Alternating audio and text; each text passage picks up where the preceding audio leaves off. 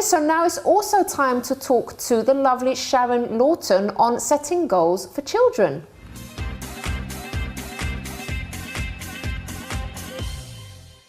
Welcome to the show, Sharon. Hi, Chris. So, goal setting for kids, why is it important for children to have goals? Well, I would say it's important for all of us, but particularly for our children. Because if we know where we're going in life, it's really important for us to have that for good mental health and well-being. Yes. And also for our happiness as well. So setting goals gives us direction, it gives us something to aim for. That sort of helps us to look forward to the future. Yeah. But the other thing where children are concerned is learning to set goals is a real life skill. So teaching them how to set goals, you're not just giving them a fantastic life skill which they'll have for all of their lives, but within that you're also developing all of the other really important skills that they're going to need to. So things like problem solving, resilience, also around confidence, independence, empowerment, all of those things come together in teaching goal setting, and they are all the skills that we need for us to reach our full potential in life.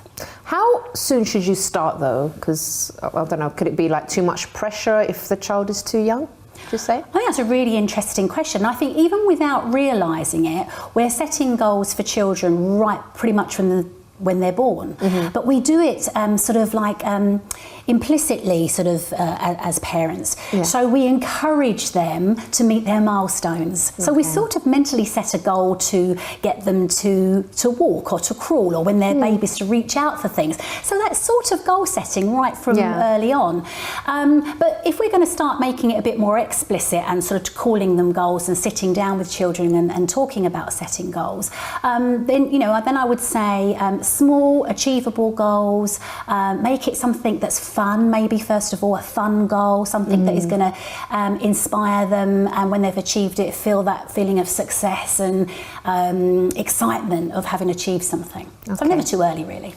And in terms of like older children then, what's the best way to help them to set goals that they can actually achieve as well? Okay, so I would say first of all it needs to be balanced. So what I mean by having a set of balanced goals is not just looking at academic achievement, because that might be that they're setting goals to please us rather than goals that they want to achieve.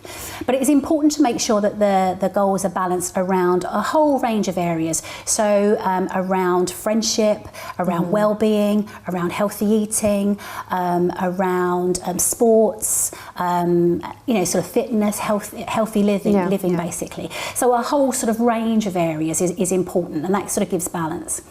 You mentioned positive goals, and that's important. So making sure that goals are positive. And when you're sitting down with older children, getting them to think about what it is that they want to achieve.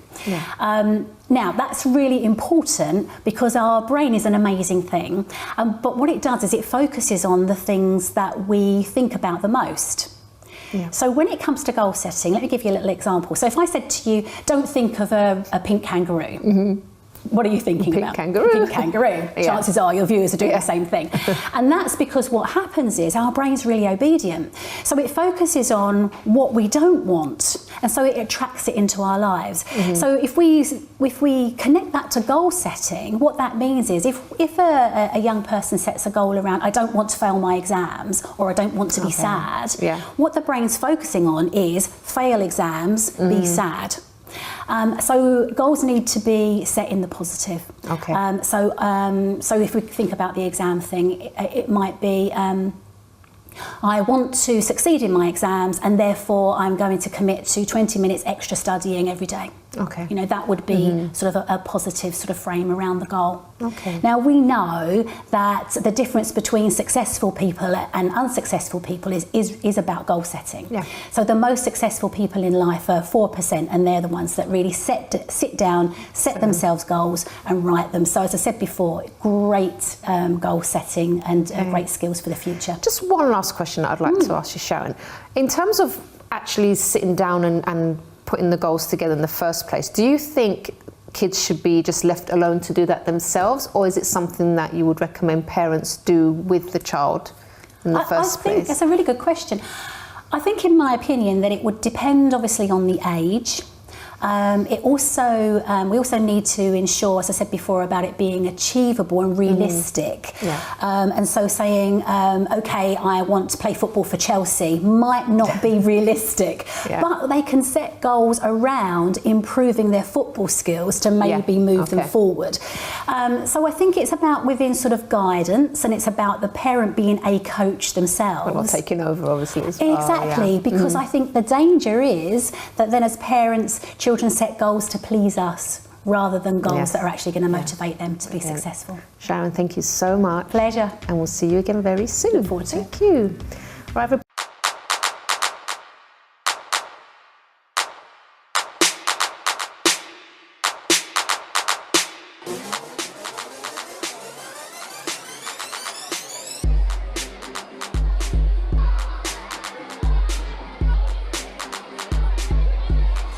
Are you excited about today?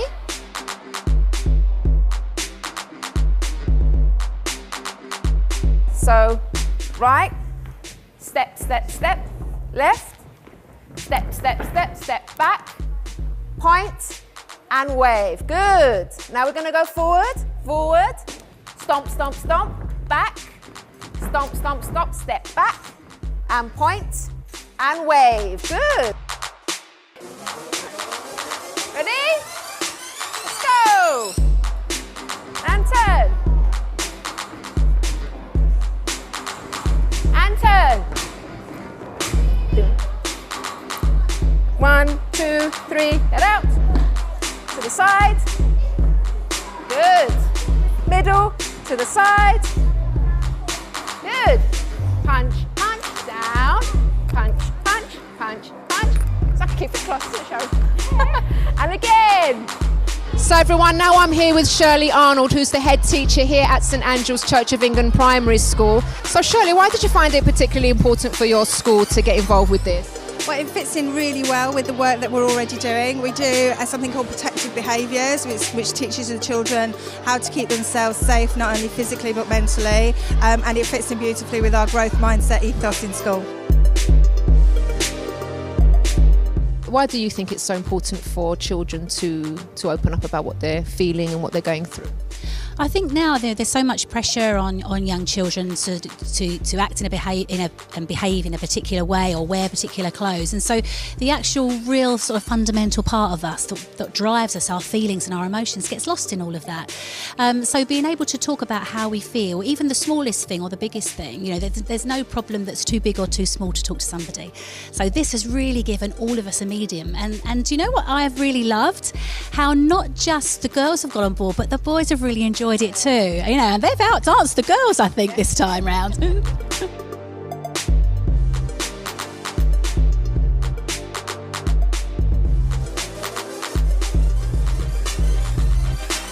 to your right. Stomp, stomp, stomp. Step back and point. Woo! Step forward. Stomp, stomp, stomp. Stomp, stomp, stomp. Step back and point. And wave. Woo! Stamp. And crush. Stamp and crush. Stamp and crush. Together. Up, up. Together. Up, up. Together. Freestyle! Woo! So everyone, now I'm here with some of the lovely students at this school. Who do we have here? What's your name? Olivia, Emerson, Sam, Danny. Okay, so thanks for speaking to me today. So first of all, what did you have to say about what we did here today? That it's important that you get the message across, because a lot of people are scared to say what they're scared of, but they shouldn't really be, and they should just be confident in asking for help. That it's not scary to talk to someone about how you feel, and that everybody should try and talk to someone when they need help.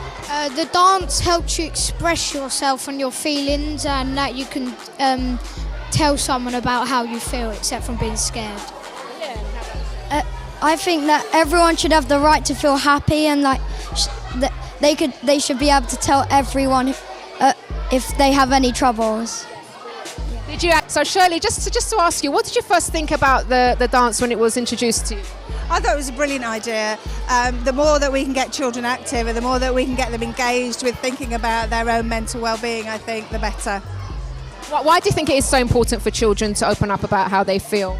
I think in this day and age, there's so many pressures on children at a young age. We've got SATs testing, we've got all the electronic things that go on in their lives. And I think it's just really important to let them know that if they are having problems, there's someone they can turn to.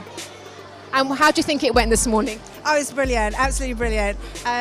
Dancing just makes everybody joyful, and that's one of the things that we encourage a lot of in this school is lots of dancing and singing, and they've just had a brilliant time, and that's the best way to get a good message across. So Shirley, thank you so much. You're very welcome. Thank you for including us in your project.